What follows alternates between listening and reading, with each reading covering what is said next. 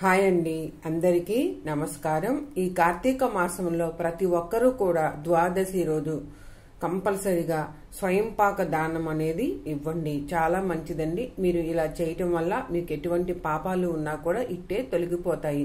ప్రతి ఒక్కరూ కూడా స్వయంపాక దానంలో పూజారికి ఒక రోజు వండుకొని తినే విధంగా మనము స్వయంపాక దానం అనేది ఇవ్వాలన్నమాట.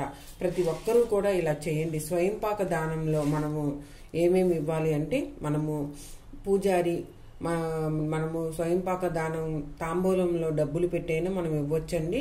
లేకపోతే పూజారికి ఒక రోజు వండుకుని తినే విధంగా కూడా మనము స్వయంపాక దానం అనేది వస్తువులు అనేవి మనం ఇవ్వాలన్నమాట.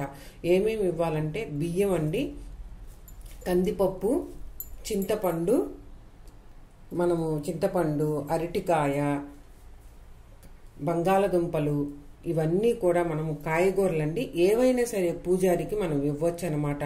బియ్యము, కందిపప్పు, అరటికాయ, బంగాళదుంపలు, తాంబూలం అండి, తాంబూలం కూడా మనం ఇవ్వాలి. చింతపండు, మనకి కూరగాయలు ఏవి దొరికితే అవి మనము ఆ పూజారికి మనము దానం ఇవ్వచ్చు అనమాట. అంతేకాదండి, ఇంకో విషయం ఏమిటంటే తోటకూర. ఈ కార్తీక మాసంలో గుర్తుంచుకోవాల్సిన విషయం తోటకూర. ఈ తోటకూర మనం పూజారికి మనము ద్వాదశి రోజు దానం చేస్తే మనకి శని ప్రభావం అనేది ఉండదన్నమాట. చాలా మంచిదండి. ఈ కార్తీక మాసంలో ఎవరైతే తోటకూరని దానం చేస్తారో శని ప్రభావ దుష్టములు అనేవి మనకి రావన్నమాట. తోటకూరని కంపల్సరిగా మనం దానం చేయాలండి. అంతేకాదు గుమ్మడికాయను కూడా మనం దానం చేయాలి. ఈ కార్తీక మాసంలో గుమ్మడికాయ దానం చేస్తే చాలా మంచి ఫలితం అనేది, కోటి రెట్ల ఫలితం అనేది ఉంటుందన్నమాట. గుమ్మడికాయను కూడా మనం దానం చేయాలండి. అంతేకాదు కొబ్బరికాయను కూడా మనము పూజారికి స్వయంపాక దానంలో ఇవ్వాలన్నమాట. ఇవన్నీ కూడా స్వయంపాక దానంలో ప్రతి ఒక్కరూ కూడా కొబ్బరికాయ, గుమ్మడికాయ, తోటకూర, అరటికాయ, చింతపండు, కందిపప్పు, అంతేకాదండి బియ్యము, బెల్లం, మధుర ఫలం తయారు చేసుకుంటానికి బెల్లం కూడా ఇవ్వండి. బెల్లము, పాల ప్యాకెట్, అంతేకాదండి పంచదార, మన స్తోమతకు తగ్గట్టు పూజారికి ఇవన్నీ కూడా మనం ఇవ్వచ్చు అనమాట.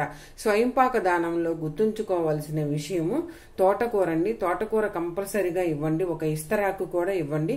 ఇస్తరాకులో ఇవన్నీ పెట్టి పూజారికి తాంబూలంలో దక్షిణ డబ్బులు అనేవి పెట్టి పూజారికి ఈ స్వయంపాక దానం అనేవి మీరు ద్వాదశి రోజు పొద్దున్నే ప్రదోష కాలంలో ఇవ్వండి. చాలా మంచిదండి. 5:30 నుంచి 6:30, 7 మధ్య స్వయంపాక దానం అనేది ఇవ్వండి. చాలా మంచిదనమాట. ప్రతి ఒక్కరూ కూడా స్వయంపాక దానం అనేది ద్వాదశి రోజు కార్తీక మాసంలో ప్రతి ఒక్కరూ ఇస్తే చాలా మంచిదండి. స్వయంపాక దానానికి అంత మహత్యం ఉందన్నమాట. మనము పూజారికి ఇంటికి పిలిచి మనము భోజనం అనేది పెడతామంటే పూజారి గారు రారు కదండి. అలాంటప్పుడు మనం టెంపుల్కి వెళ్ళి పూజారికి ఒకరోజు మనము భోజనం పెట్టే విధంగా స్వయంపాక దానం అనేది ఇస్తే ఈ కార్తీక మాసంలో చాలా మంచిదండి. ప్రతి ఒక్కరూ కూడా ఇవ్వండి. మధుర ఫలం తయారు చేసుకుంటానికి బెల్లము, సేమ్యా, పంచదార ఇవన్నీ కూడా మనం ఇవ్వచ్చండి. అంతేకాదు భోజనం వండుకొని తినటానికి బియ్యము, కందిపప్పు, చింతపండు, బంగాళదుంపలు, అరటికాయ, చిక్కుడుకాయ ఇవన్నీ కూడా మనం ఇవ్వచ్చండి. మనము పాపాలనేవి నశించి పోగొట్టుకున్నటకు మనము ముఖ్యంగా గుమ్మడికాయ, తోటకూర అనేది కంపల్సరిగా ఇవ్వండి. కొబ్బరికాయ ఇవి ఇస్తే మనకి పాపాలనేవి నశించిపోతాయి.